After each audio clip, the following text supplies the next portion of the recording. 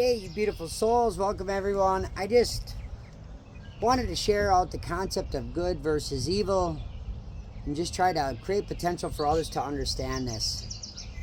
We had a beautiful sister that had just recently said, "Thank you for not telling me how I am."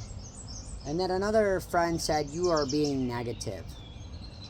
And so when we look at that term, or we look at something as negative or something as evil, if we were to look at it, we're looking at it through the lens of a perception of what is actually occurring. Now, the reason we say this is because we want you to understand that it's just a perception. Evil is a perception, negativity is a perception, but I think we often misunderstand what the experience actually is.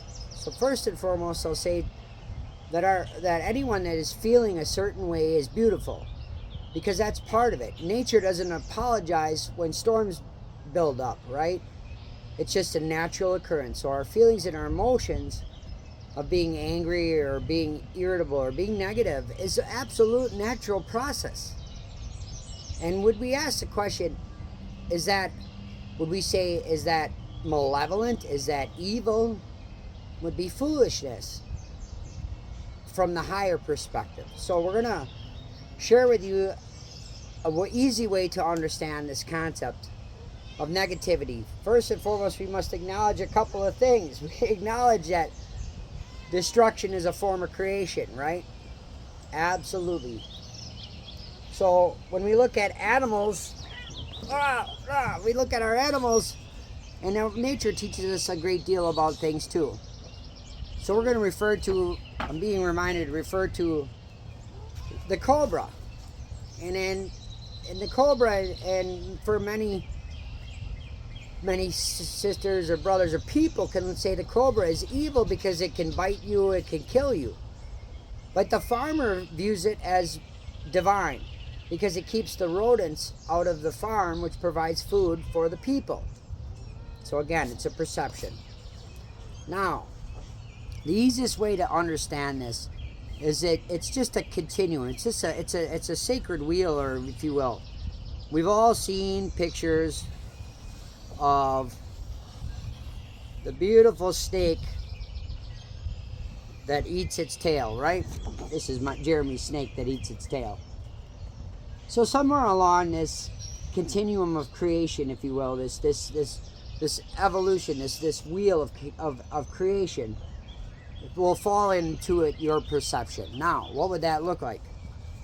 Let's say you have this line. This line represents, we'll say, polarity in physical, which would look like what?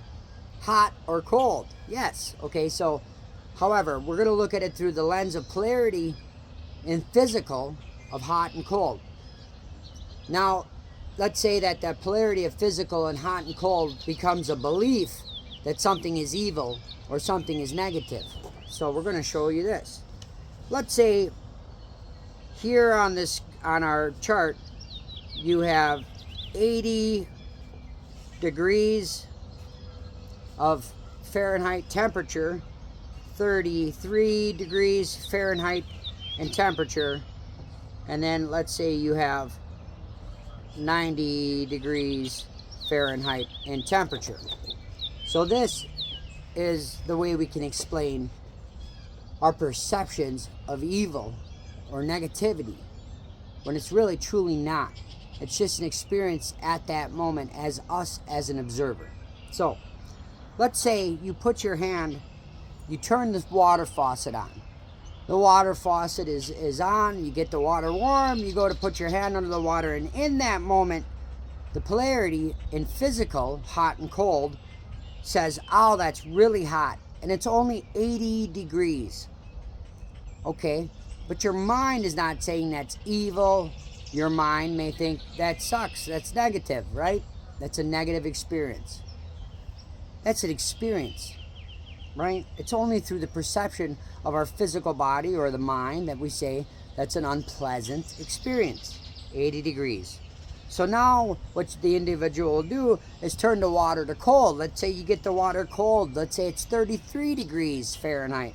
You put your hand under there, you get your hands cold. Oh, that's too cold. It's so cold that now, again, you're saying that's negative. That's unpleasant. But you're not saying it's evil, right? But you could. You understand where we're going with this. So now you take your hand and you put it back under the water, but now the water, you crank the water back to hot. Now the water's actually at 90 degrees, and yet you say this is pleasurable. This is a pleasurable experience. This feels warm. This feels better than that cold 33 degrees. And even though you're thinking and physically and mentally, emotionally, it is warm, it's pleasurable, the 90 degrees is still now warmer than the 80 degrees at which your previous self thought the 80 degrees was a negative experience or evil experience. So our perception of negativity, our perception of evil, is simply a perception and a level of understanding. Are you understanding that to be negative is also a beautiful thing? It also can be a positive thing, right? It can, yes, as humans, feel very unpleasant, and then we can go even deeper and say we can have beliefs that say this is evil, this is so wrong, this is so unpleasant. But it is only unpleasant until it is understood, until it is an experience that is seen through a different light. And that is the truth behind our perceptions. That is the truth behind polarities. That is the truth behind observance. That is the truth behind our experience. That evil is truly, or negativity is no less or anything other than positive at the very same time. It is still a beautiful experience. It depends on the observation of the individual. Thus is how polarity works. This is how our perceptions work. And this is how concepts in the mind form. And when others say that you're being negative, they're really seeing that from a surface level.